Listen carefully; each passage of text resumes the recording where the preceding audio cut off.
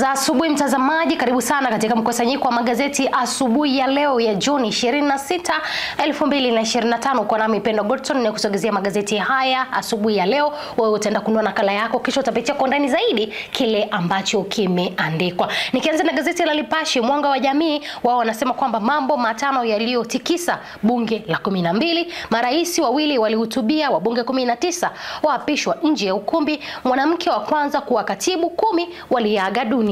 Soma katika ukurasa namba 2. 249 washinda kitabu cha Daktari Mengi. Soma katika ukurasa namba 3. Rais Samia ataka Tanzania Msumbiji kushikamana kufikia uhuru wa kiuchumi. Soma katika ukurasa namba 3. Gazeti la Mwananchi wameandika kwamba haueni maeneo haya mjadala wa bajeti ukihitimishwa, ambapo kamati ya bajeti yaeleza makubaliano yaliyoifikia serikali ya kulenga baadhi ya mapendekezo ya kodi na tozo. Mwigulu asema yapo maeneo mengi ambayo yamerekebishwa, lakini pia hatari vituo vya mafuta kugeuzwa maegesho. Soma katika ukurasa namba 5. Lakini pia Samia atoa ujumbe kwa viongozi Afrika. Soma katika ukurasa namba 2. Kenya yapiga pini vituo vya redio television maandamano ya Gen Z. Soma katika ukurasa namba 3. Gazeti la Habari Leo wanasema kwamba Samia ataka amani umoja Afrika.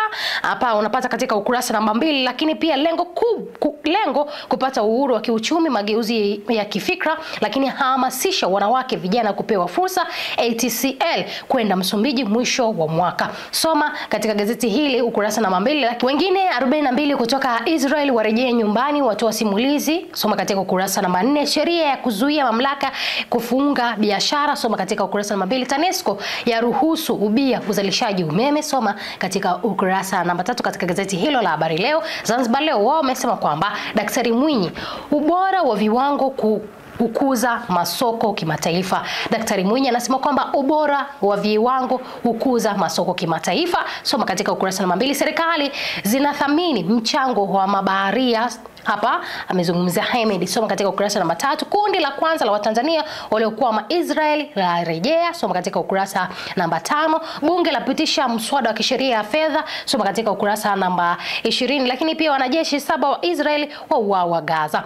Wanawake 884 wapatiwa vifaa kilimo cha mwani. Soma katika ukurasa namba 15 katika gazeti hilo. Lakini gazeti la Uhuru kweli daima, Rais Samia Tanzania Msumbiji kushirikiana, lakini Yanga wabeba tena ubingwa. Soma katika ukurasa namba 24. Lakini Stefan Wasira aeleza CCM itakavyopata wagombea. Soma katika ukurasa namba 4 katika gazeti hili la Uhuru ukweli daima. Mtazamaji, nikiingia gazeti lingine la mwisho asubuhi ya leo, gazeti la Majira wao wameandika kwamba Waziri Masauni aipa NEMC jukumu elimu kwa umma. Soma katika ukurasa namba 2. Lakini pia serikali yajenga bandari nyingine nje ya manispaa ya Mtwara Mkindani. Soma katika ukurasa namba 3. Wasira atoa maelekezo wagombea ubunge CCM, asema chama kitateua wachache kati ya wanachama wengine wanaogombea, asisitiza kazi ya CCM sio kuwakata bali kuteua. Soma katika ukurasa namba 4.